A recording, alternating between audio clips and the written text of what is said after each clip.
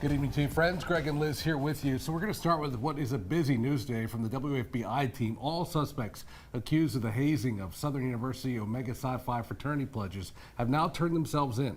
Our chief investigator, Chris Nakamoto, has been on top of this one since day one, exposing the initial lies that were reportedly told to investigators. Chris, what have you learned now? Well, good evening, Liz and Greg. Details in newly released arrest documents show who is accused of hitting Caleb Wilson and goes into specific details about those who were there the night during that hazing ritual. It's what helped investigators get to the truth. Tonight, Caleb is no longer here, and the 3 young lives charged with hazing pledges are facing serious felony charges. 2 of them ended up in handcuffs today, and only the WAFBI team was there as police hauled them away. Isaiah Smith didn't utter a word on his way to a waiting vehicle on his way to jail. This video filmed Tuesday morning after Smith turned himself into the Violent Crimes Unit in Baton Rouge. Smith is facing felony hazing charges, accused of punching at least one of the pledges. Investigators noted Smith was known as the Dean of Pledges, and it was his car that was used to transport Caleb Wilson's unresponsive body to the hospital, where Wilson was pronounced dead. A court commissioner set his bond at $25,000 for criminal hazing, a felony. We then spoke to his attorney. Up until this afternoon, we didn't know what the allegations were. We didn't know what, who's accused of doing what. And, in clear print, you can read the affidavit. I read the affidavit for the arrest warrant. In clear print, it's clear that he never made contact with Caleb. Now, that being said, this was a freak occurrence. The hazing ritual came to light 2 weeks ago. Fraternity members initially reported that Wilson, a student at Southern University, collapsed at this park in Baton Rouge. That was a lie we first exposed.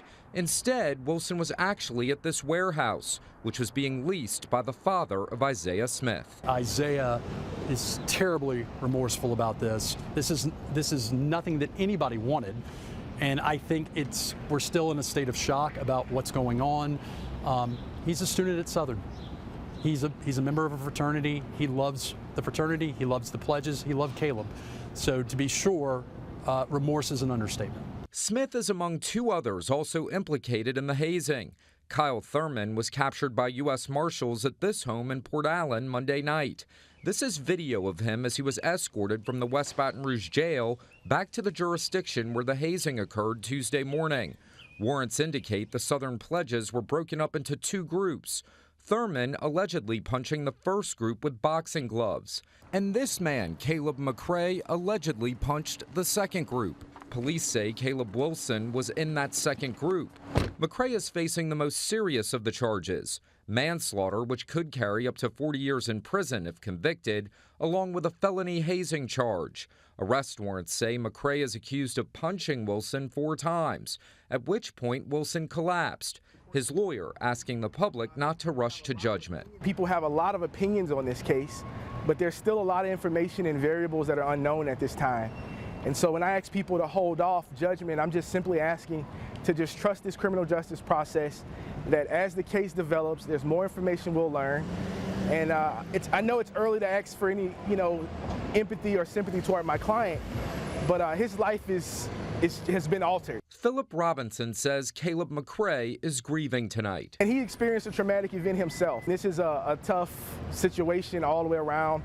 I am confident in my client's innocence. I do feel that my client will have an opportunity to defend himself and give his point of view. The heartache of Caleb Wilson's death has 2 communities from Baton Rouge to New Orleans facing enormous grief, including at the Pilgrim Baptist Church in Kenner. Caleb grew up in this church from a baby. He was baptized here, so he's been a member all of his life. As a matter of fact, his entire family, his father and his mother, grandfather, who was a former pastor of this church for 44 years. Pastor Mitchell Stevens knew Caleb Wilson well and will be there when his life is remembered this weekend for the extraordinary things Wilson did in his short years on earth. He played his trumpet many times when he was in from college. He would play for one of our worship services, but just seeing him around.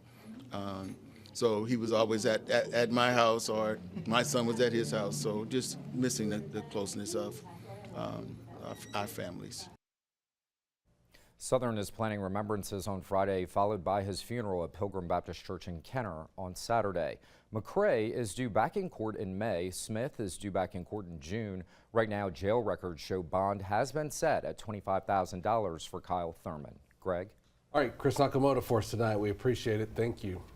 So new